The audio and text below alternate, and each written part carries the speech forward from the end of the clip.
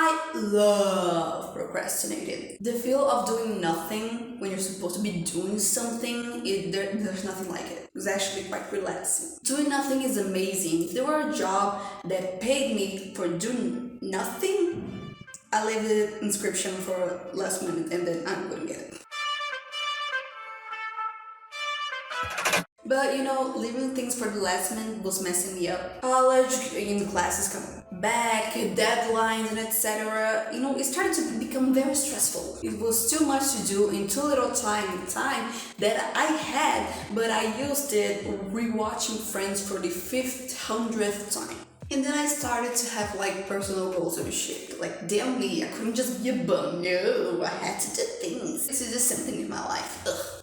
I had to start to look for a way to start doing things, not leaving it for later, because let's face it, later never arrived. I had to find ways to start doing things. And I found it, and now I'm gonna share it. First decision that I made was to unravel all the books that I had on my shelf for years, because we all have that, those books we bought. Oh, it's such a good decision after I finish this. I would definitely read it.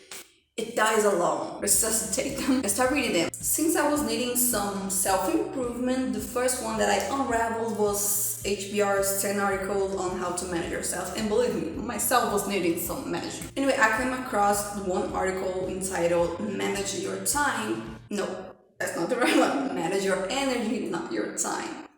Dumb. And then I found the thing that stopped me from procrastinating. It's very simple. Don't make exceptions, because when you start making an exception, you make another exception, and then the making exception thing will become a habit. And that, amigos, is how procrastination is born, with unprotected sex with exceptions. Metaphorically. Don't do exceptions literally, unless she's hot. Then I turn this into a mindset. If I leave this for later now, I will leave more things for later. I'm not gonna get anything done. I'll just end up wasting life, because that's what procrastination is. You're wasting life.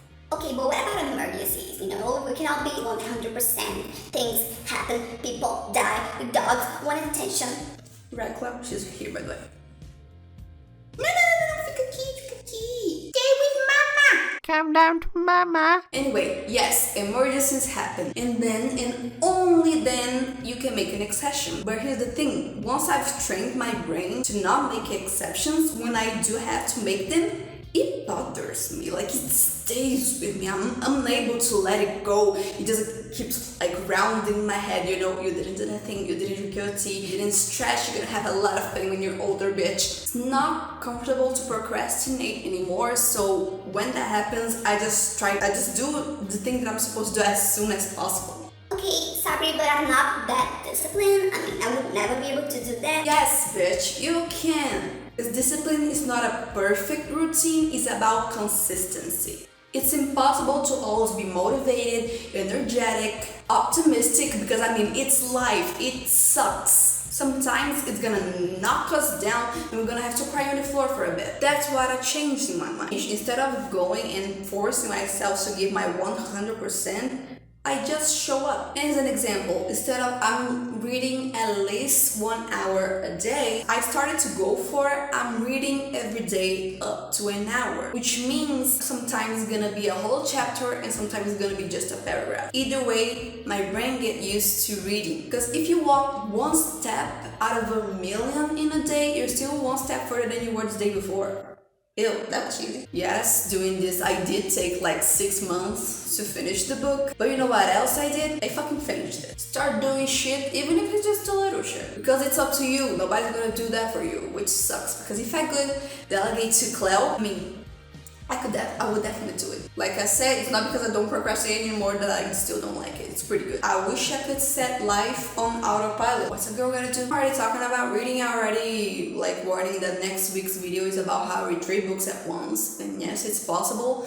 But I hope you enjoyed this video. I hope it's helped you somehow. If you have any more tips, leave it in the comments, and I'll see you next time.